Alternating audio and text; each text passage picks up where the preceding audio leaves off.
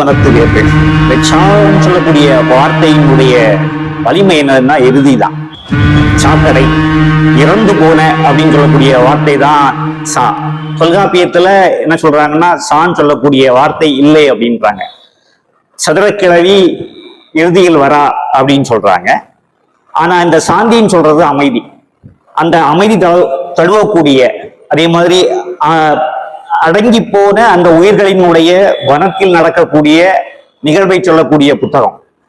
அந்த வேர்விட்டிருக்கின்ற அந்த வெட்டியானுடைய கதை அதை அருமையான நடையில தத்துவ நோக்கோடு வட்டார வழக்கோடு திருநாவுக்கரசன் அதான் அந்த சாட்டை கேட்கும் போதே கேட்டேன், ஏன் நீங்க இயல் நிகுதி கொடுக்கல, எங்க அப்பா அப்படித்தான் வச்சாங்க அப்படின்னாங்க.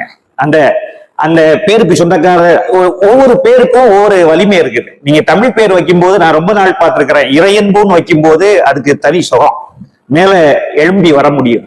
தாய்மானவன் வைக்கும்போது எழும்பி வர முடியும். இவங்களுடைய பண்புகளை பார்த்தாங்களும் மனிதநேயத்தோடு தான் இருக்கும். அதே மாதிரி இந்த புத்தகத்தினுடைய தன்மையே மனிதநேய பண்பு தான். வெட்டியான் சமூகம் பாத்தீங்கன்னா, நான் நவர்வோலை சார்ந்தவன். எங்க மாவட்டத்துல வெட்டியான்னு சொல்லக்கூடிய கேரக்டரே இருக்கு. அந்த சமூகம் சார்ந்த ஆட்கள் தான் அந்த வேலையை செய்வாங்க. மீதி எல்லா வேலையும் தனித்தனி பிரிவுகள் இருக்கும். நீங்க பிராமண சமூகத்தை எடுத்துக்கிட்டீங்கன்னா அவங்களுக்குள்ளேயே எல்லா வேலையும் பார்த்துக்குவாங்க. இன்னொரு சமூகத்தை சார்ந்து போக மாட்டாங்க. அவங்களுக்குள்ளேயே பிணம் இருக்கக்கூடிய ஆளு, அவங்களுக்குள்ளேயே பிணம் தெரிக்கக்கூடிய ஆளு, அவங்களுக்குள்ளேயே துணி துவைக்கக்கூடிய ஆளு, அவங்களுக்குள்ளேயே நாவிதம் பண்ணக்கூடிய ஆளு, எல்லா அமைப்புகளும் அவங்களுக்குள்ள இருந்து இன்னைக்கு என்ன ஆச்சுன்னா அந்த உள்பிரிவு சமூகத்துக்குள்ளேயே அவங்க கல்யாணம் பண்ணிக்கிட்டாங்க. அந்த பிணம் இருக்கக்கூடிய சமூகத்துக்கு பேரு சவுட்டி பிராமணன் சொல்லுவாங்க. எங்க ஏரியால இருக்காங்க. இன்னைக்கு பெரிய பத்திரிகை நிறுவனத்தை வச்சிருக்கக்கூடியதே அவங்க தான். அவங்களுக்குள்ளேயே கல்யாணம் பண்ணி அது மாறி போச்சு. அதே மாதிரி அந்த பகுதியில உள்ள நாயர் சமூகம் சொல்லுவாங்க. 9 அடிநிலை உள்ள ஒரு சமூகம். 9 அடிநிலையினுடைய கடைசி அடிநிலை தான் விளக்கு தலை நாயர் அப்படின்னு. இன்னைக்கு அந்த சமூகத்துல எல்லாருமே கல்யாணம் பண்ணிக்கிறாங்க. அந்த ஏற்ற தாழ்வுகள் இல்லை. அந்த மாவட்டம் தாண்டி இந்த மாவட்டம் வரும்போது எனக்கு, நான் திருவள்ளூர் மாவட்டம் வரைக்கும் இருந்திருக்கிறேன், ஏன் ஜாதி எடுத்து மாறல அப்படின்னு ஒரு சிந்திக்கும் போது நில உடைமை சமூகம் சார்ந்த அமைப்புகள்ல தான் ஜாதி அடுக்கு மாறல. ஏன்னா பணம் அதிகமா கொள்ளக்கூடிய இடம் நில உடைமை அடுக்கு. நில உடைமை அடுக்குல ஏற்றத்தாழ்வு இருக்கும்போது அவன் மேட்டில இருந்து வெள்ளம் தாழ்நிலையை சார்ந்துதான் போகும். அந்த அடுக்குகள் தான் சமநிலை ஏற்படல, மாற்றங்கள் மாறல. நீங்க இங்க இருக்கக்கூடிய அடுக்குகளை பாத்தீங்கன்னா எனது பாளைய அடுக்கு. இந்த பாளைய அடுக்கினுடைய வேர் தான் இன்னைக்கு இருக்குது. விஜயநகர பேரரசனுடைய பாளைய அடுக்கு 72 பள்ளிப்பாளையம். அங்க இருந்த படைப்பிரிவில் உள்ள அந்த சமூகத்துக்கு தான் என்ன பண்றாங்க, கடைசியா பாளையத்தை பிரிச்சு கொடுக்குறாங்க. அந்த அடுக்கு நீங்க பாத்தீங்கன்னா, நான் ஈகுவார் பாளையம் சொல்லக்கூடிய ஒரு பகுதிக்கு போயிருக்கிறேன். அங்க இருக்கக்கூடிய மக்கள் சத்ரியாஸ் ராஜூஸ். அதே மாதிரி இந்த பகுதியில வன்னிய பாளையம் இருக்கு, சிவகிரி பாளையம், வன்னிய பாளையம் பின்னால மாறிச்சு. இந்த அடுக்கு இந்த மாறாம இருக்கிறதுனாலதான் ஜாதிய முறைகளும் ஏற்றத்தாழ்வுகளும் மாறல.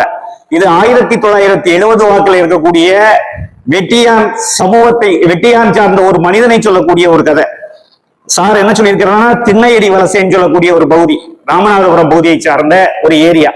ஆரம்பத்திலே அந்த ஏரியாவை பத்தி சொல்லும் போது வறுமையை சொல்லி சொல்றாரு, குடிகளை சொல்லி சொல்றாரு. 510 வீடுகள், அதுல சில தெருக்கள் நுழைய முடியாத அளவுல இருக்குது.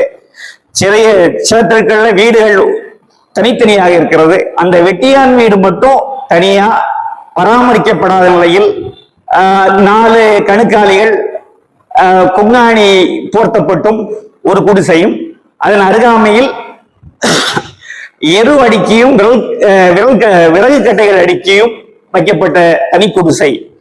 இருக்கக்கூடிய இடத்தை விட எரு எடுக்கப்பட்ட அந்த வீடும், அந்த வீடு ரொம்ப பாதுகாக்கப்பட வேண்டிய ஒரு வீடு அப்படின்னு சொல்றாரு. ஏன்னா ரொம்ப வசதியானவங்க எரு நிறைஞ்சா அழிஞ்சு போச்சா திட்டுவாங்கன்னு சொல்லக்கூடிய கருத்தை சொல்லியிருக்கிறாரு. அப்படின்னு சொல்லிட்டு வரும்போது சங்கிலின்னு சொல்லக்கூடிய கேரக்டர், நீங்க இன்னைக்கு அடிப்படை மனிதர்களுடைய கேரக்டரை பார்த்தா பழைய கலாச்சாரம் இழந்து போன கலாச்சாரத்தினுடைய பேர்களாகத்தான் இருக்கும். இந்த சங்கிலின்னு சொல்லக்கூடிய வார்த்தை எப்படி வந்துச்சுன்னா, சிலப்பதிகாரத்தினுடைய சங்கிலி பூதத்தான் சொல்லக்கூடிய அந்த எல்லை தெய்வத்தினுடைய பேர் தான் சங்கிலி. அதே மாதிரி சில பேர்களை நீங்க பாத்தீங்கன்னா என்ன வச்சிருப்பாங்க, சடையன் வச்சிருப்பாங்க. சிவபெருமானுடைய திருசடையினுடைய பேர் தான். அந்த கலாச்சாரம் இழந்து அடுத்த கலாச்சாரம் வந்து மேல்நிலை கலாச்சாரம் ஆகும் போது புதிய பேர்கள் வருகிறது, பழைய பேர்கள் அழிகிறது. அதனுடைய தொடக்கம் தான் சங்கிலி. அடுத்தது அவங்களுடைய மனைவி பேரு பிச்சாய். இந்த பிச்சையினுடைய கேரக்டர் என் அம்மாட்ட கேட்டுக்கிறேன், ஏன் பிச்சைன்னு வைக்கிறாங்க? குழந்தை இல்லாதவங்க குழந்தையை வேண்டி ஒரு வீட்லயா போய் இருந்து உணவு வாங்கி வைக்கிறதுனால வரக்கூடிய பேர்னு சொல்லியிருக்காங்க. அந்த பேரும் பழைய கலாச்சாரம் சார்ந்தது. பெருமாயின்னு சொல்லக்கூடியதும் சைவத்திலையும் வைணவத்திலையும் பெருமான் சொல்றது பெரிய தெய்வத்தை குறிக்கக்கூடிய ஒரு பேரு. அங்க ஈல்டு விகுதி, இங்க இன்னு. அதனால எல்லாமே அந்த இழந்து போன கலாச்சாரத்தினுடைய பேர்களா அடிப்படை மனிதர்களுடைய பேர்கள் இருக்கிறது. கருப்புசாமி உங்களுக்கு தெரிஞ்சது காவல் தெய்வம். அடுத்தது வேல் கம்போனுடைய சின்னம். இந்த மாதிரி பெயர்களை கொண்டு ஒவ்வொரு விஷயத்தை சொல்லும் போது அடுத்தது அம்மி குளவியை பத்தி சார் சொல்றார். அருமையான வார்த்தை. நல்ல அரைச்சி தேஞ்சு போன அம்மி குளவி எப்படி இருக்குன்னா அதுல லைன் சொல்றாரு, பெண்ணினுடைய ஒடுங்கிய இடுப்பு போன்று இருக்கும் அப்படின்னு. அந்த அளவுல தேய்ந்திருக்கிறது ஒவ்வொரு நிகழ்வையும் சொல்லும் போது ரொம்ப இடங்கள்ல பாக்குறேன். அதுக்கு அடுத்தது வெட்டியான் கேரக்டரை பத்தி சொல்றாரு. ஒரு பொழுதும் வெட்டியாக இருந்ததில்லை. அதான் ஒரு வார்த்தைய அப்படி உடைக்கிறது. ஒரு பொழுதும் வெட்டியாக இருந்ததில்லை. நம்ம ஊர்ல சொல்லுவாங்க, வெட்டி வேலைக்கு கூட ஆகாதுடா அப்படின்பாங்க. வெட்டியா என்னைக்கும் வெட்டியா இருந்ததில்லை. அதே மாதிரி அவருடைய மேனியை சொல்லுவார். என்னன்னா, வறுமை தின்பதற்கு இவன் மேனியில் இனி ஒன்றுமே இல்லை அப்படின்னு. வறுமை வந்து ஆட்கொள்வதற்கு இவன் மேனியில் இடமே இல்லை அப்படின்றார். அந்த அளவுல நலிஞ்சு போனவர் அப்படின்னு. அடுத்த லைன் வந்து கண்குழி. அதே மாதிரி கண்ணக்குழி. ஒரு புடி அரிசி போட்டு வைக்க இடமே இல்லை அப்படின்னு. நீங்க ரொம்ப பேருக்கு கண்ணை பார்த்தீங்கன்னா வகுப்பறையில பாக்குறேன். ஒரு ஆர்டினரி பர்சனாலிட்டி அப்பா அந்த குழந்தைய பார்க்கும்போது அவன் கண்ணு உள்ள போயிருக்கும். ஏன்னா அந்த அளவுல வறுமை. அம்மா கவனிக்க முடியாது, அவங்க தீப்பெட்டி எடுக்க போயிருப்பாங்க. 4 கட்டை அடக்கி ஒரு பையன்கிட்ட கேட்பேன், ஒரு பாக்ஸ் அடிக்கலாம் எவ்வளவு கிடைக்கும் ஒரு நாள்? 70 ரூபா. 70 ரூபாயை வச்சு அந்த குழந்தைய படிக்க வைக்கக்கூடிய குழந்தையோட கண்கள் எப்படி இருக்கும்? என்ன சத்து பொருளை கொடுக்க போறாங்க? வாய்ப்பே இல்லை. அழகா சொல்லியிருக்கிறாரு. ஒரு முடி அதை இதான் சொல்லியிருக்கிறாரு. என்னன்னா, கண்குழி கண்ணக்குழி, ஒரு முடி அரிசி போட்டு வைக்க இடமே இல்லை. அடுத்தது இடுகாட்டை காக்க இவன் தான் இருக்கிறான். யாரு? வெட்டியான் தான் இருக்கிறான். இங்கு சிவனும் இல்லை அவனும் இல்லை. அருமையான வரிகள். ஒவ்வொரு வரிகளும் முத்தாய்ப்பு வரிகளா இருக்குது. அடுத்தது சங்கிலியை சொல்லிட்டு அவருடைய மனைவி பிச்சாயியை பத்தி சொல்றார். அவளுக்கு ஒரே ஒரு துணிதான். என்ன துணின்னா, சேலை மாறாப்பு போட்ட துணி மட்டும்தான். மாறாப்புன்னு ஒண்ணு இருக்காது. நான் அந்த காலத்துல மாறாப்பு துணிகளை பார்த்திருக்கிறேன். அடுத்தது நல்லதுக்கு கெட்டதுக்கு அவ ஒரு துணி வச்சிருப்பாளாம், கல்யாணத்துக்கு யூஸ் பண்றதுக்கு. அது மடிச்சு போட்டு ஒரு இடத்துல தொங்க போட்டிருப்பா. அந்த மாதிரி சொல்றாரு. மூத்தவனுடைய பேரு கருப்புசாமி. இந்த கருப்புசாமி கேரக்டர் ஆரம்ப கட்டத்துல சொல்லும் போது என்ன சொல்லியிருப்பாருன்னா, வீட்டுல படுத்திருப்பாரு, மழை வரும், இந்த குடிசை பகுதி முழுக்க நிறைஞ்சு போயிடும். அந்த பாசமான அந்த அம்மா 16 வயது அந்த குழந்தைய 16 வயது குழந்தைன்னு சொல்லுவாங்க. அந்த 3 மாச கற்பனை தன்மையோடு எடுத்து இன்னொரு பகுதியில கிளத்துறாங்கன்னு சொல்லக்கூடிய வரிகள். அடுத்த மகளோட பேரு பெருமாய். எல்லா குழந்தையும் இந்த பொம்பளை பிள்ளை இருந்தாங்கன்னா அவங்க என்ன பண்ணுவாங்கன்னா, எல்லா வேலைக்குமே வச்சிருப்பாங்க. பழைய சமூகத்துல அப்படிதான். ஒரு கவிதை கூட இடையில படிச்சேன். அதோட கடைசி லைன் வந்து, அந்த குழந்தை ஏங்கிட்டே இருக்குமா. மூத்தவனுக்கு தோசை கொடுப்பாங்க, 2வதுனுக்கு தோசை கொடுப்பாங்க, 3வதுக்கு தோசை கொடுப்பாங்க, கடைசி அந்த பெண் குழந்தைக்கு கடைசி வலிச்சு விட்ட தோசை கொடுப்பாங்கன்னு சொல்லக்கூடிய கவிதை. அதே மாதிரிதான் இந்த பெண்ணோட பெருமாய் கேரக்டரோட தன்மை, அதையும் சொல்லியிருக்காங்க. அதுல அதுக்கடுத்த இந்த கருப்புசாமியினுடைய லெவலை சொல்லும் போது, அவனோட புரட்சிக்காரனாகவே சின்ன வயசுல வளர்றான். அவருக்கு ஒரு நண்பன் அந்த ஊர்ல இங்கர்சால் சொல்லக்கூடிய நண்பன் கிடைக்கிறாங்க. அந்த இங்கர்சால் வந்து இவருக்கு திராவிட சிந்தனைகளை ஊட்டி விடுறாரு. ஒவ்வொரு சார்புகளையும். இப்ப திராவிடம் எது வரைக்கும் போகும்? ஒரு ஊர்ல பிரச்சனை நடந்தா திராவிடம் பெட்டிஷன் எழுத வைக்கும். அதோடு அந்த கேரக்டர் முடிஞ்சு போச்சு. அதுக்கு அடுத்தது டேவிட் சிவதானு.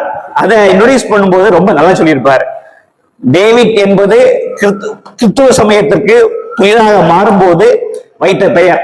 சிவதானு என்பது அவர் பெற்றோர்கள் வைத்த பெயர். பெற்றோர்கள் பெயரை களையாமல் புதிதாக தன்னை இணைத்துக் கொண்ட அந்த மதத்தின் பெயரையும் வைத்துக் கொண்டார் அப்படின்னு. அதே மாதிரி அந்த டேவிட் சிவதானு வீட்டுல தன்னுடைய குழந்தை பிறந்ததுக்கான ஆண் குழந்தை பிறந்ததுக்கான நிகழ்வை சொல்லும் போது, சாதிப்பிள்ளை கேரக்டர்ல சொல்லும் போது என்ன சொல்லுவாருன்னா, ஒரு வீடா போயிட்டு இருக்கும் போது டேவிட் சிவதானுக்கு வீட்டுக்கு போகும்போது மனைவி எட்டி பார்க்க மாட்டாளாம். ஒரு நல்ல மனிதனுடைய மனைவிமார்கள் எப்படி இருப்பாங்கன்னா மேக்சிமம் ஒரு ஆப்போசிட் சைடா தான் இருக்கும். அது நீங்க என்ன நினைக்கிறீங்கன்னா, அவங்களுக்கு பௌத்தடிய சிந்தனை இருக்காதுன்னு நினைக்கிறது இல்லை. தன்னுடைய வீட்டில் உள்ள செல்வம் அதிகமா காணாம போயிரும் சொல்லக்கூடிய மனப்பான்மையிலேயே நாடி வரக்கூடியவங்களை உள்ள விட மாட்டாங்க. அந்த டேவிட் சிவதானோட வீட்டுல போகும்போது இப்படி நிகழ்வு இருக்குது. அதே மாதிரி அடுத்தது அந்த வெற்றியான் வந்து ஆண் பிள்ளை பிறந்திருக்குன்னு சொல்லிட்டு பச்சையப்பன் வீட்டுல போவாங்க. பச்சையப்பன் வீட்டுல போகும்போது அங்க காசு ஒரு 5 ரூபாயை கொடுத்து விட்டுருவாங்க. அடுத்தது உடையப்பன் வீட்டுல போகும்போது 5 ரூபாயை கொடுத்துட்டு அவருடைய பையன் வேங்கையன் என்ன சொல்லுவான்னா, உன் மனைவிக்கு பிறந்ததா ஊருக்கு பிறந்ததான்னு ஒரு கேள்வி கேட்பான். அப்போ அந்த வரக்கூடிய மனநிலைய, அந்த சங்கிலிக்கு வரக்கூடிய மனநிலையை சொல்லியிருப்பாங்க. அடுத்தது இப்படி பிணம் எரித்து ஓரு நிலையும் கடந்திருக்கக்கூடிய அந்த மனிதனை கடைசி வரைக்கும் சொல்லியிருப்பார். அவனுடைய குடும்பம் எந்த நிலையில செஞ்சு போயிருது. சங்கிலியோடைய மனைவி பிச்சாயிய வந்து அவங்க தீயோடி தீயா எரிஞ்சு போறாங்க. பெருமாயிய வந்து உடையப்பனின் மகன் வேங்கையன் வந்து தவறான செயலால எரிச்சு முடிச்சிடுறாங்க.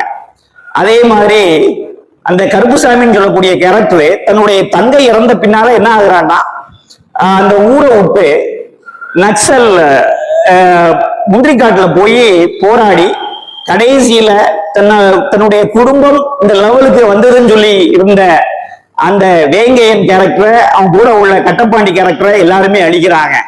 அதுக்கு பிறகு அவருடைய கடைசி பையன் வேலு எதுவா மாறுறாங்கன்னா, டேவிட் சிவதானு வந்து ராமநாதபுரத்தில் உள்ள கிறித்துவ கல்வி நிலையத்துல கொண்டு படிக்க வச்சு ஒரு லெவல் ஆகி தாசில்தாரா மாறுறான். தாசில்தாரா மாறும்போது தென்னையடி வளர்ச்சியில் உள்ள அந்த மக்கள் வந்து தனக்கு குடியிருக்க வீடு வேணும்னு சொல்லிட்டு கேட்கிறாங்க. அவரு ஹெல்ப் பண்றாரு. அப்போ உடையப்பன் குடும்பம் வந்து ரொம்ப நிலத்தை பஞ்சமி நிலம், உங்களுக்கு பஞ்சமி நிலம்னா தெரியும், அந்த பிரிட்டிஷ்காரன் காலத்துல அடிப்படை மக்களுக்காக அவன் என்ன பண்ணியிருப்பான்னா பஞ்சமி நிலத்தை ஃப்ரீயா கொடுத்திருப்பான். அதுக்கு பின்னால் உள்ள நிலவுடைமை சமுதாயம் இவங்களுடைய கல்வி அறிவு இல்லாதனால அந்த நிலங்களை வாங்கி தன்னுடைய நிலமா ஆக்கியிருக்காங்க. வட மாவட்டங்களையும் அதே நிலை தான். தென் மாவட்டங்கள்ல குறிப்பிட்ட பகுதிகள் தான் இருக்குது, பிற பகுதிகளில் வரல. இன்னைக்கு தான் பல வழக்குகள் நீதிமன்றத்தில் இருக்கிறதுனால அதோட முடிவு இன்னைக்கு வரல. கடைசியில அந்த நிலங்களை வாங்குறதுக்கு உதவி பண்ணும்போது அந்த வேலு கேரக்டரை வேற இடம் கும்பகோணம் பகுதிக்கு மாத்தி உடையப்பன் என்ன பண்ணுவாருன்னா ஆளை வச்சு கொலை பண்ணிடுவார். இந்த கொலையை கேட்ட அந்த கருப்புசாமி கடைசியில வேங்கையன், ஒத்தப்பாண்டி அப்படின்னு சொல்லக்கூடிய கேரக்டர் எல்லாம் காலி பண்ணிடுவாங்க. அருமையான நாவல். ஒவ்வொரு நிகழ்வுகளையும் சாவு நிகழ்வை சொல்லும் போது அருமையா சொல்லியிருப்பாங்க. எனது இந்த மேலக்காரன் வரும்போது அவனுக்கு எக்ஸ்ட்ரா ரூபா கொடுக்கறதுக்கு ஒத்தப்பாண்டியின் கேரக்டர் வந்து 300 ரூபா கொடுத்துட்டு மீதி ரூபாயை பாக்கெட்ல வைக்கிறது. அதுக்கு பிறகு வெளியில வந்து சொல்லும் போது அவனுக்கு என்னெல்லாம் வாங்கி கொடுத்தோம் தெரியுமா, அந்த பஞ்சு வச்ச சிகரெட்டு, இதெல்லாம் கிராமத்துல சொல்லக்கூடிய சின்ன சின்ன நிகழ்வுகள். அந்த கேரக்டர் எடுபடி கேரக்டர் என்ன பண்ணுவோம்னா இந்த மாதிரி நிகழ்வுகளை சொல்லி தன்னை பெருசா காமிச்சு பண்ணோம். அதே மாதிரி பூச்சி கிணறுன்னு ஒரு கிணறு, அந்த கிணத்துல தான் வேங்கையன் என்ன பண்ணுவாருன்னா ரொம்ப பேருக்கு சாராயம் வாங்கி கொடுத்து கொலை பண்ணிடுவாரு. அதே மாதிரி மானபங்கப்படுத்தப்பட்ட பெண்களையும் அங்க போட்டு தான் கடைசியில கொலை பண்ணிடுவாரு. இந்த மாதிரிப்பட்ட கேரக்டர்ஸ். அருமையான நாவல், எல்லாரும் படிக்க வேண்டிய நாவல்.